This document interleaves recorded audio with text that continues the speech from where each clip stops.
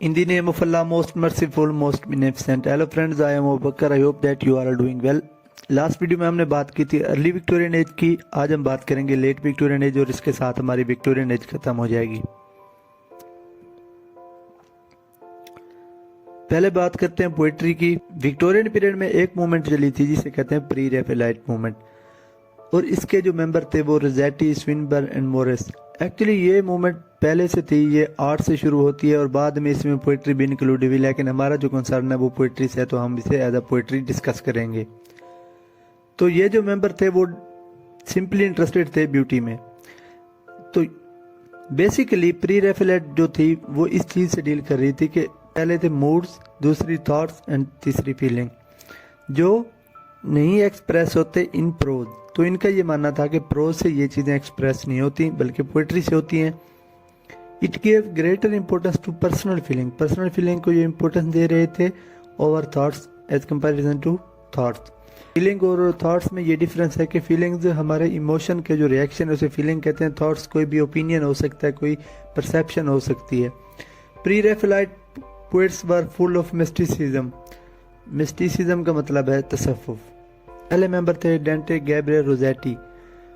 रोज़ेटी was a major member of pre Raphaelite movement. उनका जो work है वो दो पैशन में डिवाइडेड है, एक पोइट्री और एक art. Rossetti was supreme master of rhythm and music. वो सुप्रीम मास्टर थे किस चीज़ के? रिदम के, म्यूजिक के। रिदम हम कहते हैं जैसे इन सिंपल वर्ड्स ताल। He wrote his work in the form of ballad and sonnet. Ballad and sonnet form of poetry हैं, तो उन्होंने अपना वर्क बैलेड एंड सोनेट्स की फॉर्म में लिखा। फेमस वर्क कहते हैं उनके the Blessed Damozel, the White Ship, the King Tragedy, Rose Mary, ये उनके फेमस वर्क है। उसके बाद सेकंड नंबर पे है क्रिस्टियाना रोज़ेटी। इन्होंने लिखी हैं children's poems including Goblin Market, ये उनका फेमस वर्क है। वो मशहूर हैं अपने सूफियाना और मजहबी धुनों की वजह से, और उनकी पोएट्री में सिंबलिज्म और इंटेंस फीलिंग का ज़्यादा इस्तेमाल है। तीसरे बड़े शायर जो हैं वो विलियम मॉरिस हैं। Morris recognised in his lifetime for the contribution of Victorian poetry and is the author of many poetical works, the most famous of which are Earthly Paradise, the Defence of Guinevere, ये उनके famous work हैं। उन्होंने novels भी लिखे और उन्होंने Icelandic saga की लाजवाब ट्रांसलेशन की। निक नेम उनका टॉप से था। और जो डेंटे गैब्रियल रोज़ेटी थे उन्होंने मॉरिस को फोर्स किया कि वो पेंटिंग की तरफ हैं। उन्होंने बाद में फिर पेंटिंग भी स्टार्ट की। जो इस कहानी में ट्विस्ट ये है कि उनका और जो रोज़ेटी की वाइफ का आपस में रिलेशन था। अब लेट विक्टोरियन पीरियड की दूसरी मूवमेंट जो पोइट्री में थी वो थी एस्थेटिक मूवमेंट। पहली मूवमेंट जिसमें हमने देखा प्री रैफेलाइट और दूसरी थी एस्थेटिक मूवमेंट। इस मूवमेंट का जो मकसद था वो aesthetic value of literature, music and art over their social political function. Social political function की बजाय वो म्यूजिक, आर्ट और एस्थेटिक वैल्यू ऑफ लिटरेचर पर ज़्यादा फोकस कर रहे थे। Aestheticism was named by critic Walter Hamilton. उन्होंने इस मूवमेंट को नाम दिया 1882 में। अब इसका मकसद ये था आर्ट फॉर आर्ट से, को आर्ट के लिए ही इस्तेमाल किया जाए, फन को फन के लिए इस्तेमाल किया जाए, उसमें सोशल और पॉलिटिकल फंक्शंस नहीं होने चाहिए। Aesthetic is the study of beauty. अब ये स्टडी ऑफ ब्यूटी है। It is popular because people are attracted to beauty. ये इसलिए ज़्यादा मशहूर हुई क्योंकि लोग ब्यूटी के साथ अट्रैक्टेड होते हैं। इस मूवमेंट के पहले पोएट थे Oscar Wilde. The Ballad of Reading Gaol is Oscar Wilde most successful poem. ये उनकी मोस्ट सक्सेसफुल पोएम है जो उनकी मौत से पहले उनका ग्रेट वर्क माना जाता है। एक्चुअली उसमें ये स्टोरी है कि वो जब मतलब जेल में थे और उनके साथ जो दूसरे कैदी थे जो सज़ा काट रहे थे, तो ये उनकी ऑब्जर्वेशन पर थी। अब दूसरे जो इस मूवमेंट के पोएट हैं वो है Ernest Dowson. He came under the influence of Rossetti. Rossetti का उन पर असर और रसूख था। Swinburne who believed in the doctrine of art for art sake, और ये भी इसी चीज़ पर बिलीव करते थे कि फ़न बराए फ़न होना चाहिए।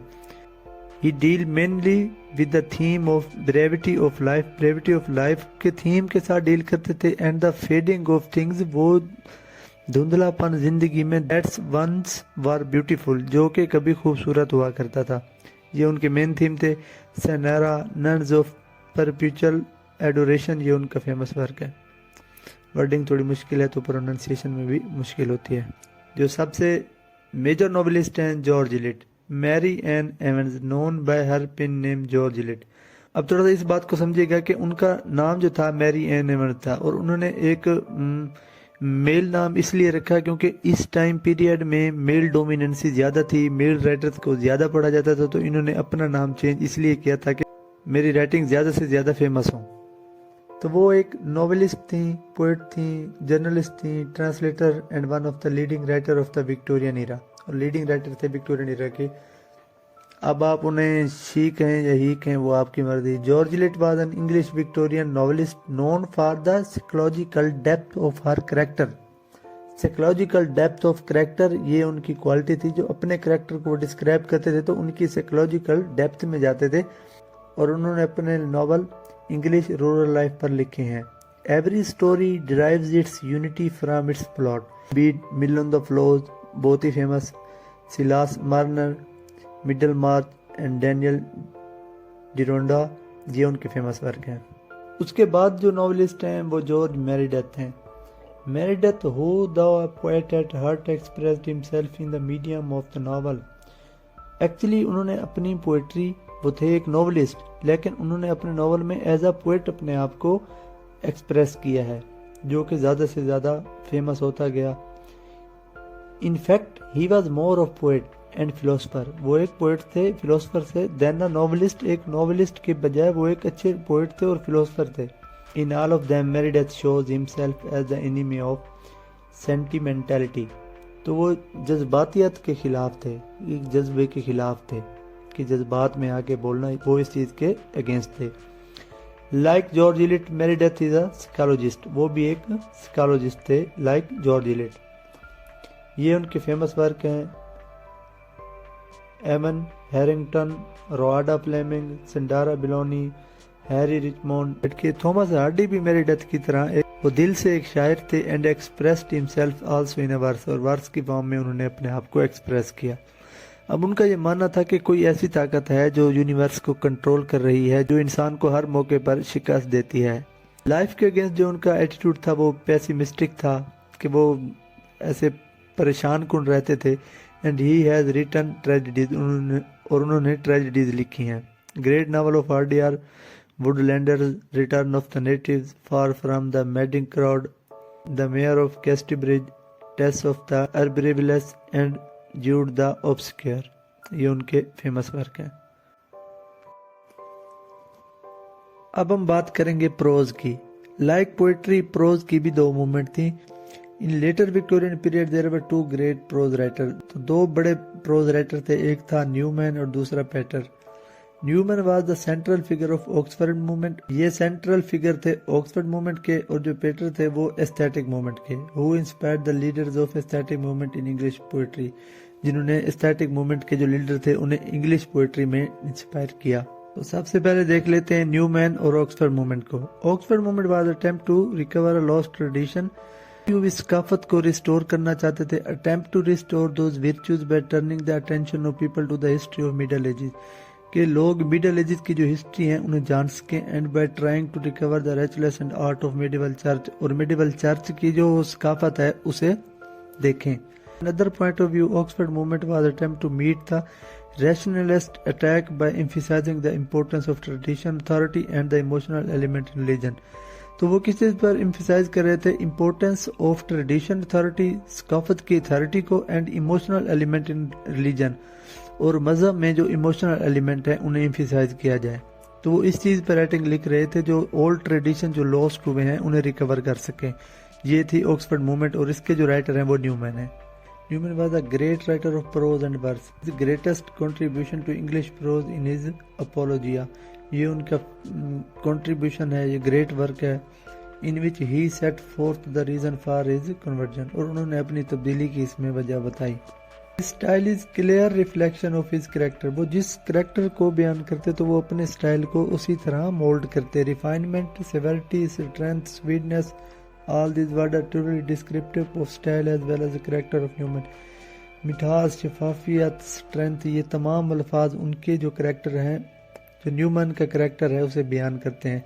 اور special characteristic of human style is its wide range تھی، وہ ایکسپلین زیادہ کر سکتے تھے اپنے اسٹائل کو، اپنے کریکٹر کو.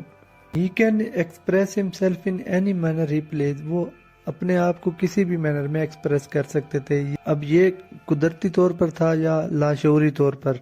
ہی can change from one to another without effort, اور وہ اپنے آپ کو ایک کریکٹر سے دوسرے کریکٹر میں بغیر کسی ایفرٹ کے چینج کر سکتے تھے. His art of prose writing therefore most natural تھی اور پرفیکٹلی کنسیلڈ تھی. دوسری موومنٹ تھی پروز رائٹنگ میں ایستھیٹسزم.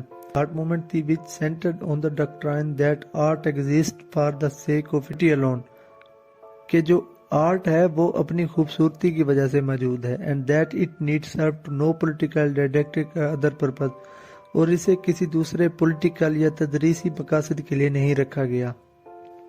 اب اس موومنٹ کے جو رائٹر ہیں Walter Peter belongs to the group of great Victorian critics like Ruskin and Arnold. وہ وکٹورین ایج کے جو گریٹ کرٹکس تھے لائک رسکن آرنولڈ ان سے بلونگ کرتے تھے، لیکن ان کی جو کرٹیسزم کی لائن تھی وہ سیپریٹ تھی.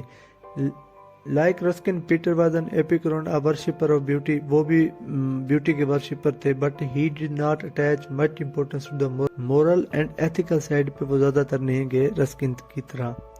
وہ بلیو رکھتے تھے کہ جو گڈ آرٹ ہے وہ رومانٹک ایج میں، اور وہ رومانٹک اسپرٹ کو اپریشیٹ کرتے تھے. آرستہ ایپیکورین ان کا فیمس ورک ہے. آج کی ویڈیو میں اتنا ہی. اپنا خیال رکھیے اور اپنے اس چینل کا پڑھتے رہیے، سیکھتے رہیے. خدا حافظ.